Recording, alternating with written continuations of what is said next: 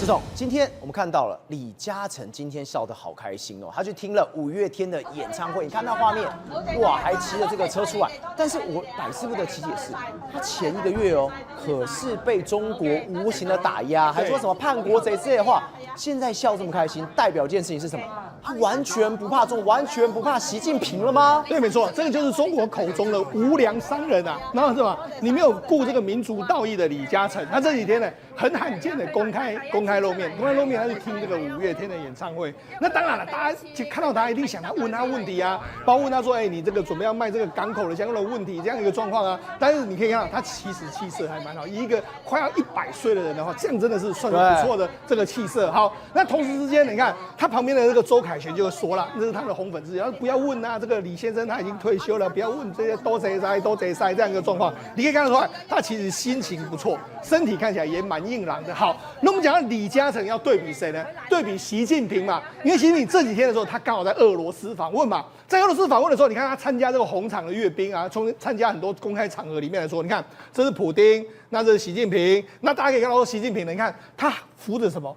扶着相关的这个座椅啊，就是有人看到说，哎，他似乎是整个神情啊，整个姿态来说不是太好。甚至我们上个礼拜不是讲嘛，他跟这个普丁在喝这个茶的时候，也是蛮尴尬的一个局面嘛，他根本不敢喝。对，好，那除了这个，你可以看他的表情是这样子哈，然后呢，被他捕捉到很多画面，就是有时候呢，就是说他要听这个翻译，或者人家要讲什么的时候，他好像会不自觉的这样颤抖一下。然后颤抖一下之后，再回到原状的这个状况，这人就说似乎是他有一点点身体不太舒服，好像是硬撑的这样的一个感觉。你看，说他这方面有点眼睛有点这个好像有点闭不太，这个有点睁不太开的这样的状况。你看就说，其实你可以看到他整个神情或者整个姿态，其实并不是太好的一个状况哦。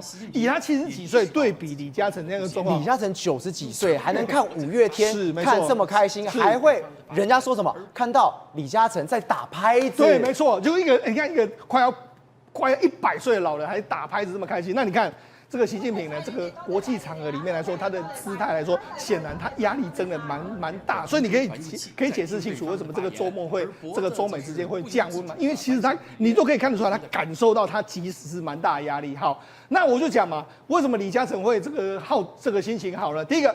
因为他现在目前为止来说啊，卖这个所谓的这个所谓港口这件事情来说啊，现在就只剩下2个巴拿马港口很难处理，事实上其他的应该都可以卖掉，所以他还是赚了非常多钱。好，那第二件事是什么？第二件事呢，他现在准备把在北京的一个这个案子啊，叫玉翠园呢，准备把它卖掉了。他准备把它卖掉，为什么把他这一次降价？他是降价了，他降价是降到这个每1平方米是7万块，然后总价是在980万，然后较去年同时间9万多的话，是打了大概7折哦，打7折，然后同时之间是降了大概100万左右一个状况哦。你想说，那他降了100万，那他干嘛会很开心呢？照我跟你讲，他这一批在北京的这个房产来说的话，他是买了大概约莫是20-30年的时间。他20-30年的时候，他当时买的时候是每1平方米是多少？1750块。哦，你没有听错，是1750块。对，现在是7万块啊，所以他较去年9万降到7万。还是削啊！他养地从1700到7万，随便卖随便赚啊！所以对他来讲的话，反正我就抛嘛，对不对？你这个中国不欢迎我，你对我说，我是无良商人 ，OK 啊，我就抛你北京的房地产给你看啊，对不对？他抛了什么？他还抛什么？他还抛了这个上海的这个豪宅啊，然后还抛了这个东莞的这个建啊。你说我无良，我就抛售给你看啊。所以为什么？所以他完全要跟中国切割，完全脱钩了。你说我是无良商人，你说我不顾民族道义啊，那我就抛售啊，我可以离开啊？为什么？因为事实上李嘉诚目前为止他根本就不是中国人啊，他事实上是拥有加拿大的护照嘛。长实目前为止也不是中国公司嘛，长和目前为止来说他是这个开曼群岛的公司嘛，所以你看他有这个底气可以跟你互干嘛。好。那我们就讲，事实上目前为止，习近平人不是在国外吗？好，那但是这几天刚好是这个我们知道是母亲节嘛，大家这个观众朋友应该这个周末的时候都有去吃饭，都有去跟母亲聚会。那当然了，你看习近平当然也是在他的这个人民日报上面发表了什么？他跟他妈妈的这个状况，那由此升上一哇，讲到说习近平也是很爱他妈妈的。对。然后就人民网发了一个叫“人民领袖母亲的爱”的文章，你看母亲的爱，然后你看他们一家人，包括说像他跟他妈妈，还牵着他妈妈在散步，然后还有他父亲的这个照片。我觉得这几张照片非常的感人，是习近平跟他妈，对不对？对。但是我看完之后，我百思不得其解的事情是什么？中国不是最讨厌过什么西洋的节日吗？你过什么母亲节？而且是习近平带头过是啊，所以我就说，你人民网 po 这个，结果没想到网络上面大家骂翻天了。他说啊，什么母亲节，我们这个中国母亲又不是这样，看农历6月6日出才是母亲节啊。那这个日历上没有别人，为什么别人的母亲节没有自己的，值得深思，很多人都不知道。不是你当初就说你要不要这些西洋节日，结果你居然这样，所以人就说什么，这是该不会你在黑习近平嘛？这样一个状况。好，然后讲。实际上，为什么习近平压力那么大？你看，除了这个，你看连这个李嘉诚都敢跟你公开作对之外，另外一个是什么？我们之前我们不是说吗？他有这个军权疑似是不稳定的这个状况，现在呢可以说是被证实了。为什么？事实上之前这个落马是苗晃，但最近呢何卫东不见了嘛？那何卫东不见的时候，有人就说他到底出了什么事？好，那事实上现在有最新的消息出来，何卫东他除了被免除他们相关的职位之外，你看现在。他连在中华人民共和国的国防部的里面的所有的资料几乎都完全被清空，什么意思呢？就是他几乎是已经完全失势的。好，那除此之外来说的话，这个最近一段时间，这个中国武警部的这个政委张宏斌，还有包括说中国军委这个政法委员的书记王仁晃，也全部都被整肃。那这些人过去都被认为说是比较亲何卫东那一边，也就是比较亲习近平这一边，就双都被整肃。所以就什么意思呢？目前为止来说，好像跟习近平相关的军事人马全部都被扫除一空的这个状况嘛。对。好，所以为什么习近平会这个压力那么大？自然到莫斯科去的压力那么大，因为国内面临非常大的挑战，国外的话我还面临到川普对我的这个斗争，然后呢，对这个所谓还有这个所谓李嘉诚根本也都不鸟我，不甩我，对，国际上一直说我是什么黑帮老大，所以看起来的话，他的确是压力蛮大，面临到一个四面楚歌的这个局面。宇轩，我们都知道，习近平最大的压力是什么？是内部的压力。我们每次给大家看好多的画面，百货商场没有人，该有人的地方都没有人。但是我今天发现有个画面，我真的吓呆了。这个画面人很多这地方在哪？竟然是在菜市场里面，大家都要买菜。对，赵尔，你没有看错，当然，中国不是地大物博吗？不是说大商场、大买卖，全部东西都是又大又多吗？不对，奇怪，怎么全部人挤在这个像是我们讲台湾菜市场里面？因为这理由很简单，现在中国人流行一种消费，听起来很高端，叫做降级消费。什么叫降级消费？各位啊，我跟你讲难听一点。钱花少一点啦。以前我一顿饭吃100块人民币，我现在吃10块人民币叫偷笑。所以你仔细看在浦东这个地方明明应该是一个我们讲的非常热闹的一个区域，结果我没想到所有的老百姓呢都跑来挤到菜市场，开始蹭斤蹭两的，甚至你知道更有意思的是什么吗？他们还有葱油饼啊，对，那你知道排队排到我跟你讲不像话，有这么好吃？这个葱油饼要排队排到不像话。对，我跟你讲在中国这叫做鸡蛋灌饼 ，OK，AKA 你要讲它葱油饼也可以。你去看，全部都跟你说，老板这多少钱啊？5块，8块啊，你这个挺大碗了，挺实惠了。他们都全部在推销说哪里有便宜美食去抢来吃。已经改了。对，然后很多都是路边摊真的各位，中国路边摊你听都没听过。所以你看到连这种葱油饼全部都大发利市，而且各位，我刚才讲的这些地方叫做上海，是上海 ，OK， 上海号称说，我们上海物价你们台湾人2倍，现在瞧不起你们这台巴子，对不对？以前不是这样讲吗？说上海物价最高嘛，就没有上海现在都在吃葱油饼，好不好？那各位啊，葱油饼里面还有一个翘楚，我跟你讲，不是我刻意要提他，真的，因为这个人是谁？这个人叫周炳伦，他当年他是所有周杰伦模仿者里面唯一幸存下来的。那为什么呢？因为他做的就是这个灌饼。就我们刚才讲的葱油饼，对，鸡蛋灌饼 ，OK， 就是你跟他点一个葱油饼，他会念说，给我1分钟的时间，谢谢。他会跟你唱周杰伦的歌给你听。结果呢，他这灌饼理论上来讲生意不怎么样嘛，不对，因为后来一开始大家以为说是因为他周炳伦啊，所以我们有热潮啊，大家去跟他买嘛。对，那不对，因为一买就买了超过1年了。那代表一件事情。中国经济真的不好，因为没有人想要看一个假的周杰伦看1年，代表说我买了之后，我发现说现在大家就是没有钱去消费高端的，所以就开始跟他买，就买到你知道什么程度吗？他开1间店。你说他原本从那种小餐车起家，然后现在画面当中就是他开的店了。对，他直接在我们讲河北的地方，他赚那么多，而且你看这是什么？全部都是排队的人潮。但你想说灌饼这件事情，那跟台湾有什么关系呢？为什么要讲不对赵和？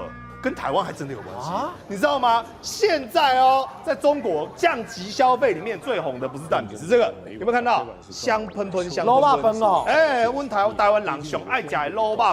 那我们台湾讲一碗卤肉饭哦，以前最早我小时候像那种肉燥饭15块啊，卤肉饭哦大概25块。后来我们也水涨船高了嘛，大概50块60块，就他们跟你讲说没有哦，我们现在以前呢都会去吃这种台菜餐厅，对不对？那一道菜啊，可能台币啊，我们讲的都要300块啊400块，那一道菜又吃不饱，所以现在的中国人都改流行吃卤肉饭，而且全部哦豪华的东西都倒了，他们都吃什么？他说卤肉饭是很便宜啊，一碗大概15块人民币而已啊。然后他讲说吓死了，为什么？因为现在上海哦，这是台湾人讲的哦，开始疯狂开，以前的人说哇怀念家乡味，哇想吃一碗卤肉饭，就现在说拜托不要再让我看到卤肉饭，为什么？那他们满街全部都是卤肉饭，上海都是卤肉饭店。你看有一家已经连续开了12家分店，卖卤肉饭在上海开了12家分店，对，这个太荒唐了吧？这整个上海卤肉饭因为好赚嘛，那贵的东西没人要买啊。那你看到上海人说，哎呀，这性价比真的没话讲，特别便宜啊！你看每个我们讲的有个位数的，也有大概10几块钱就可以吃到饱了。那所以代表一件事情，高薪阶级已经不存在了。现在整个中国就是两极化，所以当你走到街上去哦，比如说我们讲以前都有什么东方明珠啊，有什么商场啊，明珠一样，明珠金细细很漂亮，但底下一看 ，OK， 完全转波拢没人，只有几个广场，有些老爷子哦，可能在那边做外单工干嘛的，根本都没人。你看哦，这是中国人自己讲的哦。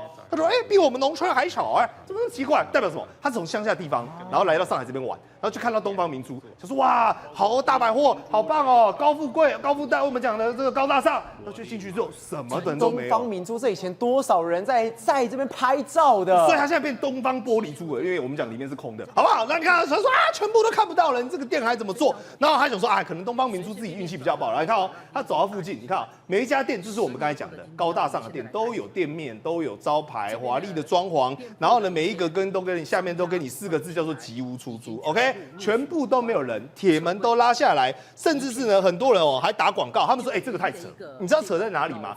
比如说我们讲吃的东西是民间必需品，高级的消费餐厅那个不算是必需品，那算奢侈品。对，但他说这个东西哦做标广告，也就是说我实体的店面，那我做的叫做实业，实业就是说有刚性需求，你今天要开店做生意就得要打广告。结果我没想到连刚性需求的东西完全都没人，那更可怕的你知道是什么吗？至少要有人来嘛，到了连客运站、长途客运站也都没人，空荡荡的，代表外国人现在也不会来到上海玩，但是连中国自己的本地人也没有钱来上海玩，所以整个上海原本是他们的东方明珠，现在变成玻璃珠，完全变空城。所以你想想看，在这个情况之下，你说习近平会不会急？他当然急啊，当然急得像热锅上的蚂蚁啊！如果中国再这样持续下去的话，我跟你讲，他都要把台湾整条夜市所有的美食都搬过去我看还没办法应付他们。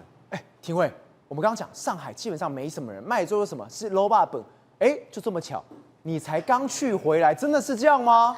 对，我这次去是从浦东进，然后从虹桥出。那我就想看说这2个机场来讲的话，它的人潮到底是不是汹涌啊？结果我从浦东进之后呢，我前面基本上没有人在排队很快就马上进去。为什么？根本就没有，因为我去的时间是中午去的，也没什么太多的人，也没有人在排队，那很快就进来。然后到虹桥的时候也是一样，很快就出来了。为什么？因为也没有人在排队，只有一点点人而已那你再看到这个，我随意的就是在浦东新区的地方，对我就沿路走，沿路拍，而且是大概下午礼拜五下午大概就是4点多5点多左右的时候，应该就是刚好下班时间。下班时间应该是大家出来吃饭了，小周末不是吗？然后应该是嘛，到你看结果看到稀稀疏疏的，基本上没什么人。然后再来就是说，好了，7点多吃完饭了，应该也看到有人出来散步吧，也没什么人。那所以呢，到了那个所谓商家来看的话，也是基本上没有人在看，也是空空的。所以我的感觉就是说，因为我们知道有人潮就有这个金钱，对不对？这个人就会带财来。所以既然没有人潮的话，那这些商家怎么活下去呢？所以我现场看到的状况，基本上来讲很多人觉得说，我们去唱衰中国经济或唱衰中国的什么东西但是实际上所看到的现象就是如此可以看得到。即便如果连上海都是这样子的话，那你不用想象其他城市大概的状况是应该是很糟糕的。难怪习近平这个地方一直在传出有人想逼宫他，想怎么样。当你经济没那么稳的时候，大家都闻到那一种味道，那种想反叛的味道了。是，但是没办法，因为习近平来讲的话，他现在在中国共产党内没有一个可以跟他匹敌的一个对象，就是所谓的反对的对象。当然，很多人认为说他可能政权不稳，但是我都认为是这样子哦。他为什么不断的一直在清洗底下的这个解放军？除了他的子弟兵出事之外哦，另外来讲的话，很多人认为说，因为清洗的目的是要侵略台湾，对，因为要打台湾。那打台湾的目的就是说出口转内销。因为可能内部情势不稳，所以我必须要打台湾来团结他们民族主义。但是我看到不是这样子，我认为都不是在打台湾。那目的来讲的话，就是说只要人对我不忠诚，只要有人怎么样，我就不断的一直换人。但是反而换人的结果来讲的话，这些没有经验的部队、没有经验的这个作战的这个军队来讲的话，反倒是不容易打这一场战争。对，所以我反倒是从另一个角度来看的话，习近平他在巩固他的政权。那你如果说一个地方势力或是一个军头养太久的话，他就有可能反叛的可能性，会有威胁到你。对，会有威胁，而且他可能集结成党，这什么党羽成群这些来讲的话，说不定，何卫东你怎么知道说他以前在东部战区会不会养一些人，或是怎么样之类的，然后跟谁串通啊，准备来搞这个军变之类的。所以你看到，我认为都不是贪污腐败的问题，都是什么对习近平不忠诚的问题。所以习近平他现在什么，就是风声鹤唳。